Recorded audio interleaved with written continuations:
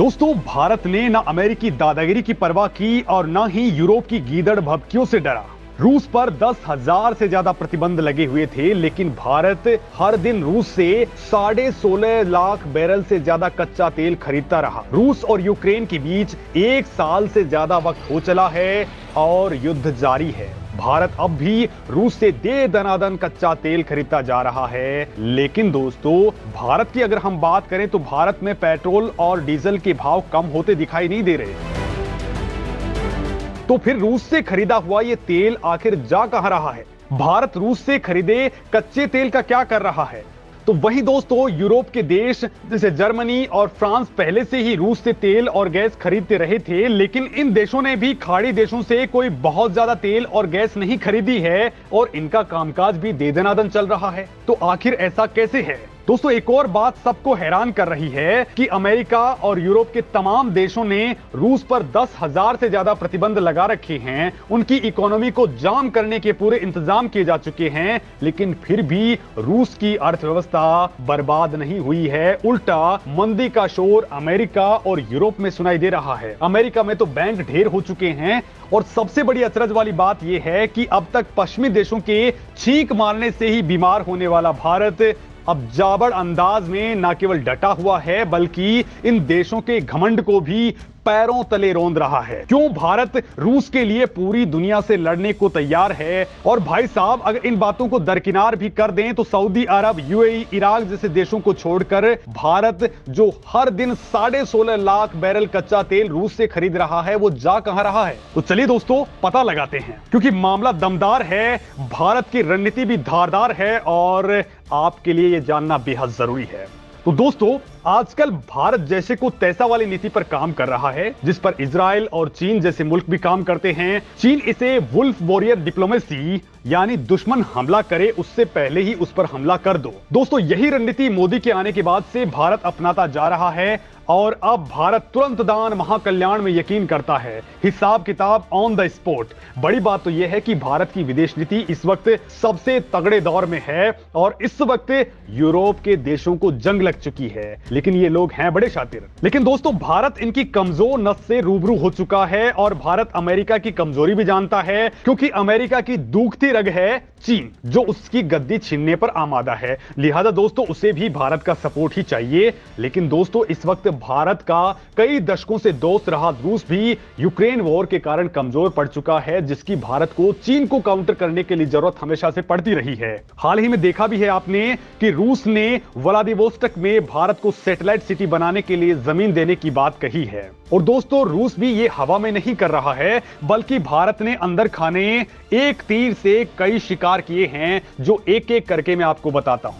दोस्तों, पहले अगर रूस की बात करें तो पीएम मोदी ने सबसे पहला काम किया है रूस के तेल वाले ऑफर को लपकने का, जिससे एक तरफ भारत को बहुत सस्ता तेल मिल रहा है और दूसरी ओर इससे सऊदी अरब समेत खाड़ी देशों की तेल वाले दादागिरी धराशायी हो गई है। दोस्तों, रूस से भारत का कच्चे तेल का आयात इसी साल मार्च में 16.4 लाख बैरल प्रतिदिन तक पहुंच चुका है, जो अपने आप में एक बहुत बड़ा रिकॉर्ड है। भारत के आयात में रूस की हिस्सेदारी अब 34% को पार कर गई है। भारत लगातार रूस से बड़ी मात्रा में क्रूड ऑयल का इंपोर्ट कर रहा है। इससे पहले इराक और सऊदी अरब भारत के सबसे बड़े सप्लायर रहे हैं, लेकिन पिछले साल से भारत ने रूस की तरफ रुख किया और इसी वजह से सऊदी अरब और इराक की हालत खस्ता है, क्योंकि इनके इंपोर्ट में 16 से 17% की गिरावट आ चुकी है। तो वहीं दोस्तों, रूस लगातार अपने तेल की कीमतों पर छूट देता जा रहा है और इसी वजह से भारत के रिफाइनर्स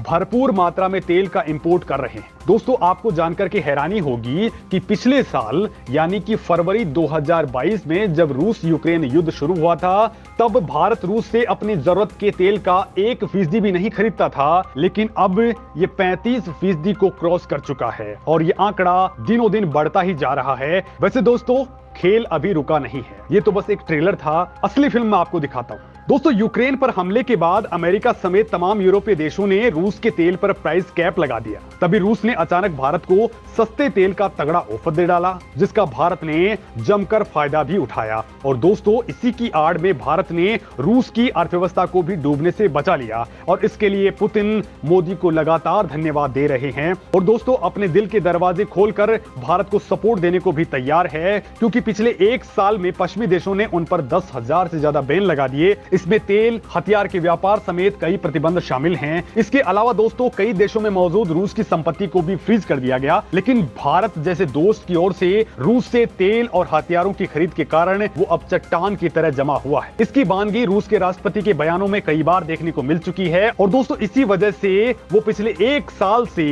यूक्रेन से जंग में उलझा हुआ है और लगातार डटा हुआ है। दोस्तों ये कहानी का एक पहलू है, जरा दूसरे पहलू की भी बात करते हैं। दूसरी ओर हैं अमेरिका और नेटो देश, जिसमें यूरोपीय देशों को तेल और गैस इसी रूस से पहुंचा करती थी, वो भी बहुत ही कम कीमत पर। लेकिन दोस्तों दुनिया को दिखाने के लिए इन्होंने उस गैस और तेल पर बैन लगा दिया। लेकिन दोस्तों बिना ऊर्जा के तो इनकी हालत भी पाने मांगने लगी, लिहाजा ये लोग मोदी के आगे गिड़गिड़ाने लगे। ये लोग खाड़ी देशों के आगे भी झोली फैलाने पहुंचे थे, लेकिन वहां भी इनकी दाल नहीं गली। लिहाजा मोदी के आगे गिड़गिड़ाए कि कोई रास्ता निकालो। फ्रांस, जर्मनी, ब्रिटेन और इटली के नेताओं को आप भारत या दुनिया के मंचों पर देख चुके हैं, जो एक के बाद एक मोदी से यारी बढ़ाने में सबसे आगे थे। और दोस्तों यहीं से ही आपको उस सवाल का जवाब भी मिलेगा जिसको मैंने शुरुआत में आपके सामने रखा था कि दोस्तों भारत में जो तेल आ रहा है वो जा कहां रहा है। तो दोस्तों अब दुनिया को पता चल रहा है कि यूरोप के अपने मित्र देशों को बचाने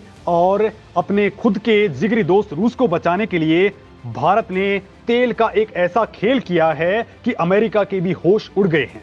दरअसल दोस्तों रूस से खरीदे गए तेल को रिफाइनर करके भारतीय रिफाइनरीज ने यूरोप समेत कई और देशों को सप्लाई कर दिया है और इससे जमकर के मोटा मुनाफा भी कमाया है। दोस्तों रॉयटर्स की रिपोर्ट कहती है कि जहाजों का ट्रैकिंग डेटा ये बता रहा है कि भारत में कई तेल रिफाइनर्स ने रूस से बड़ी मात्रा में कच्चा तेल खरीदकर इसे यूरोप के देशों को निर्यात किया है। इसमें सबसे अधिक मात्रा में डीजल और जेट फ्यूल का निर्यात किया गया है। मतलब दोस्तों रूस पर लगे प्रतिबंधों के कारण कई पश्चिमी देश सीधे तौर पर तो रूस से तेल नहीं खरीद पाते थे, लेकिन ऐसे में भारत से रूसी तेल खरीदने का रास्ता अपनाने लगे। दोस्तों कहा तो यह भी जा रहा है कि भारतीय तेल रिफाइनरीज ने पूरे के पूरे यूरोप के बड़े मार्केट पर अपना कब्जा कर लिया है। दोस्तों भारत की बड़ी तेल कंपनी इंडियन ऑयल ने रूस की सबसे बड़ी तेल कंपनी रोसनेफ्ट के साथ एक टर्म डील साइन की है। इसके तहत आने वाले कुछ सालों में भारत बड़ी मात्रा में रूस से कच्चे तेल को मंगवाएगा।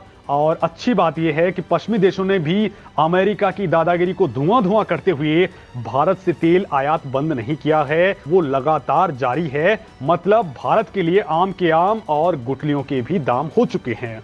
दोस्तों भारत एक तो अपनी जरूरत का तेल बहुत सस्ती कीमत पर खरीद रहा है और जो तेल खरीद रहा है वो महंगे दामों पर पश्चिमी देशों को भी बेच रहा है, जो कभी अपने आप को दुनिया का सबसे ज्ञानवान माना करते थे।